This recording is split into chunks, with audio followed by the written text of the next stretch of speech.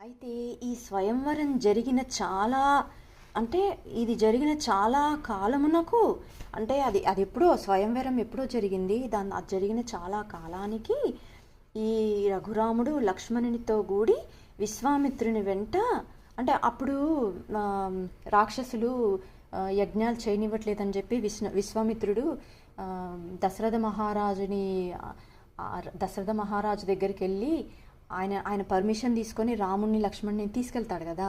కొన్నాళ్ళు అంటే వీళ్ళు యజ్ఞం చేసేదాకా వీళ్ళు రామలక్ష్మణులు వాళ్ళు కాపలాగా ఉండాలి అని కోరుకొని వీళ్ళని తీసుకెళ్తారు కదా.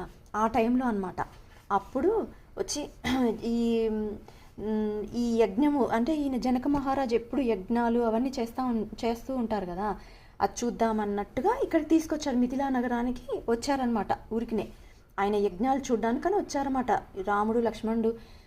అలా స్వయంవరానికి దానికోసమే అన్నట్టు ఏం వెళ్ళలేదు.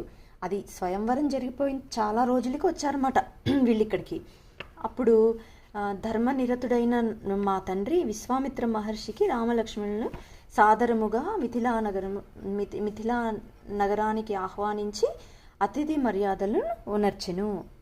చాలా అంటే అతిథులు వస్తే చాలా రెస్పెక్ట్గా చాలా ఇప్పుడు మనలాగా అమ్మో వీళ్ళు ఎప్పుడు వెళ్ళిపోతారో అలా కాకుండా అప్పట్లో చాలా అతిథులు వచ్చారంటే వాళ్ళని ఎంతగానో మర్యాదలు అన్నీ చేసి వాళ్ళని ఎంతో సంతోషపెట్టి వాళ్ళు వెళ్ళిపోయేదాకా ఉంచి వాళ్ళని ఇది చేసేవాళ్ళు కదా.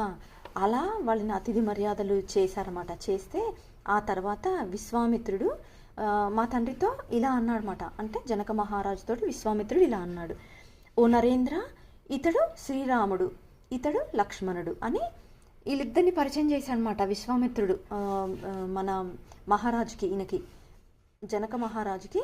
ఇదిగో ఈయన శ్రీరాముడు, ఈయనేమో లక్ష్మణుడు అని ఇద్దరు బ్రదర్స్, ఇద్దరు సోదరులు, దశరథ మహారాజు యొక్క కుమారులు వీళ్ళిద్దరూ అని చెప్పేసి పరిచయం చేశాడంట. అంటే వీళ్ళిద్దరూ మీ శివధనుస్సును చూడగోరుచున్నారు, జస్ట్ చూస్తామని అడుగుతున్నారు వీళ్ళిద్దరూ, ఒకసారి చూపించండి అని విశ్వామిత్రుడు జనక మహారాజుని అడుగుతాడనమాట. వీళ్ళిద్దరు జస్ట్ చూస్తారు అని చెప్పేసి, అది చూపించండి అని అంటే అప్పుడు సరే అని చెప్పేసి ఇట్లా ఇట్లా విశ్వామిత్రుడు ఇలా చెప్పిన వెంటనే మహాధనస్సును వెంటనే ఆ మహాధనస్సును అచటికి చేర్చబడిను. అంటే అక్కడ తీసుకొచ్చారన్నమాట. పరాక్రమశాలి అయిన శ్రీరాముడు రెప్పపాటు కాలంలో ఆ ధనస్సును వంచి వెంటనే అల్లెత్రాడును సంధించి ఆ తర్వాత ఏమైంది, బలముగా లాగాడనమాట. ఇలా లాగేసి శ్రీరాముడు వింటి నారిని వేగము